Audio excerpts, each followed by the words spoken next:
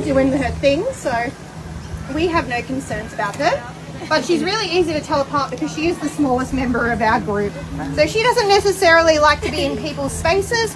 Her level of comfort is just being around in the experience, and that's okay with us. Now, the thing I get asked most common is how do I tell them apart? And the fact is, Maha Salvador at Rambo Nunez, sweet safari date sa Australia, cute animal encounters kinatuwaan ng fans.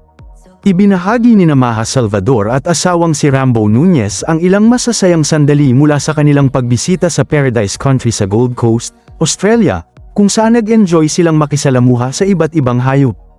Sa mga larawang ibinahagi sa kanilang Instagram stories, makikitang magkasamang nakaupo ang celebrity couple habang tila may tinitingnan sa cellphone. Isang meerkat pa ang nakapwesto sa balikat ni Maha, na lalong nagdagdag ng kakaibang saya sa kanilang bonding. Sa isa pang larawan, masayang hinaplos ni Maha ang isang koala habang hawak naman ito ni Rambo. Makikita rin ang kanilang pagbisita sa bahagi ng parke kung saan namamahinga ang mga kangaroo, na naging isa sa mga tampok ng kanilang nature adventure. Bagamat walang mahabang caption ang kanilang posts, kapansin-pansin ang saya at pagiging komportable ng mag-asawa habang ini-enjoy ang kanilang wildlife experience. Marami rin sa kanilang followers ang natuwa sa simpleng ngunit sweet na mga sandali nilang magkasama.